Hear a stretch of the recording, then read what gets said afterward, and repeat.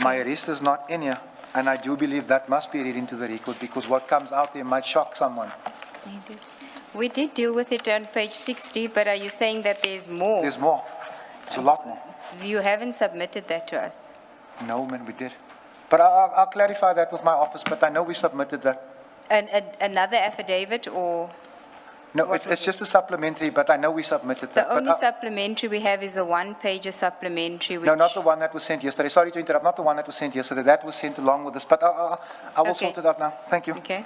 So, where I have relied upon information relieved from others, I have sought to identify that fact. Where I have personal knowledge, I have sought to distinguish it from opinion or inference. Where investigations or criminal proceedings remain pending, I respectfully acknowledge the jurisdiction of the relevant authorities and the courts. I remain willing to provide the Commission with additional documents, recordings, correspondence and other material in my possession, and to answer questions concerning the content of the statement.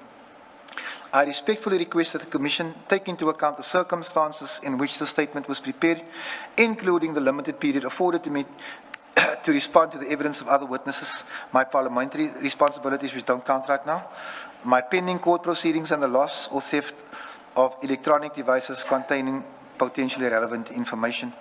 I sincerely regret any omission or errors arising from these circumstances and respectfully reserve the right, subject to the Commission's directions, to supplement the statement where further information or documentation becomes available.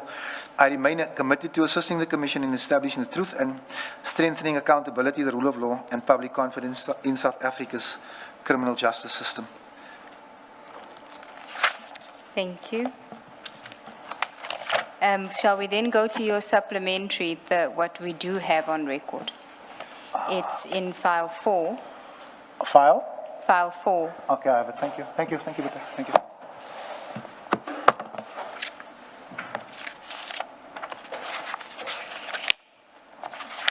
Page 1. Thank you. Thank you, Advocate. It's dated 18 August 2026. No. And you can start with additional information regarding alleged rogue hit squad. I offer my humble apologies to the Commission and make this late submission as further information that may assist you in your work. I suggest that contact is made with Sergeant Samkeliso Malotswa, another alleged victim of the same police officers accused of acting like a hit squad. Because this matter is sub judice, I will not speak of what I know, but I do offer Annexure F828 for perusal. And what is that annexure? What is it? F828. Yes, what is it? That is the submission. That is the sworn affidavit of and other information of Sergeant Malotswa. Okay. Number 2, the use of a cell phone interception device by the PKTT in the execution of my arrest in May of 2026. It is now confirmed that the PKTT used the cell phone interception device in my arrest for a Schedule 1 accusation. This is confirmed during the state prosecutor during my bail, when she says, and I'm going to quote, that he switched his cell phone off every time he left the parliamentary precinct. The only way that she would have known that is if they were using a cell phone interceptor, unless the commissioners can perhaps tell me that I'm wrong, but that is my view of it. But this is a transgression of the law, as cell phone grabbers may only be used in the event of a threat of loss of life and limb. The video footage is listed as Annexure F829. We don't have the video footage. What is it? It is the prosecutor speaking in court. Okay. Because when I emailed the acting commissioner Dimpani and asked her if a cell phone grabber was used in the execution of my arrest, the response was quite puzzling, because the acting national commissioner writes back and says, this matter is sub judice and I cannot respond. It can't be sub judice because the warrant has been executed. We only want to know what means were used. Because when we get into my actual arrest, if I may have just a 5-minute interjection, I just want to call my office. Because when we get into that, Commissioner, it is actually weird that this type of thing still happens in 2026. And I really thought that Steve Biko and the like were the last of the people who would suffer this type of treatment. So, with your permission, Advocate, if I may have 5 minutes just to call my office, because I'm just a little bit confused here. You want us? Yes, ma'am. And when did you prepare this? And for what purpose? I prepared this because I'm going to lay a criminal charge or criminal charges against various members of the PKTT with regard to what happened here. And I'm asking the Commission just to please just indulge me as I read through it. I need the Commission to understand what's going on here. Okay, it was done on the 14th of July on page 100. Yes, ma'am. 14 July 2026. Okay, you may go ahead. Thank you, Advocate. Thank you, Commissioners. And thank you for indulging me. I couldn't understand how this couldn't be in the bundle. Thank you. You can just start on page 93, paragraph 4. You don't need to read your details into the record. I need to read my details into the record at No, paragraph 4. don't. You just start on paragraph 4. I have been informed by police official. Thank you, Advocate. I have been informed by police official that has signed this statement in terms of Section 9 of the Justice of Peace Commissioner of Oath Act 16 of 1963. Any person who in an affidavit, affirmation, or solemn or attested declaration made before a competent person to administer an oath or affirmation or take it knowingly, it to be false, commits an offence, and that according to the same section, I will be liable to the penalties prescribed by the law for the offence of perjury. May I continue? Yes, please go. Thank you. I was arrested on 5 May 2026 by the Political Killing Stars team at my parliamentary residence where I reside, namely Pelican Park Parliamentary Village in Cape Town. The reason for my arrest is related to charges of fraud and defeating or obstructing the course of justice. This charge is related to my visit to a KwaZulu-Natal prison, namely the Westville prison, where I visited an incarcerated inmate, Mr. Bongi Nkosi Antli Dlamini. My alleged criminal case is before the Pinestown Magistrates Court and is ongoing. I, Fadiel Adams, my attorney at the record of time, Mr. Schroeder, requested clarity from the KZN police officer that contacted him, namely Lieutenant Colonel Majila. The request was to clarify the charges I was to be charged for, and most importantly, how they managed to obtain for a matter unknown to myself and my attorney. My attorney, Mr. Schroeder, was not provided with any further details regarding this arrest of myself, and he advised me that he would approach the Western Cape High Court to address this cloak and dagger approach being conducted by the PKTT. The Western Cape High Court ruled in my favor and ordered the PKTT to hand over the warrant and the supporting documents used to obtain such a warrant. The PKTT ignored the High Court order issued on 4th May 2026, case number 2026-09922. They proceeded to arrest me on 5th of May 2026. We have since received the statement of the investigating officer, Sergeant Sandile Henwell Mavuka, a member of the Political Killing Stars team. The following observations were made upon analyzing the statement of Sergeant Mavuka. I have attached 2 affidavits from Sergeant Mavuka that were deposed to on 29th of April and the 30th of April. Here to attach as FP1 and FP2 respectively, which were both in aid of obtaining a J50 warrant for my arrest. These affidavits have some serious misstatements contained in them, and it is clear that information that was falsified created the impression that I'm evading and will probably evade being arrested. The request for my approach was duly signed off by the respective magistrate that Sergeant Mavuka approached. Sergeant Mavuka claims in his affidavit FP1 that he is an experienced officer of the law with 21 years experience, policing experience, and 15 years in the investigative environment. I find the errors made by Sergeant Mavuka in order to obtain my arrest warrant to be deliberate and malicious. I have listed some of the falsified statements of Sergeant Mavuka that is contained in 2 affidavits, named FP1 and FP2.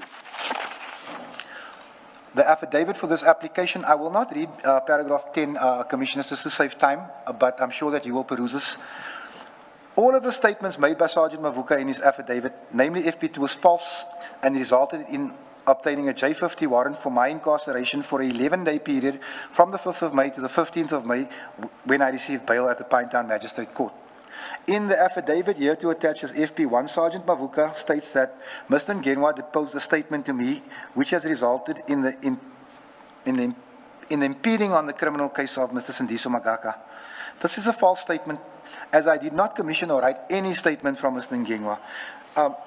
I think Commissioners, because some of these aspects are still ongoing in court, I'm just going to skip certain things, but you are free to read it. But what I want to say is if you go to the FP1 and FP2, or rather as I should put it, if you give me 1 second, to page 128, 127,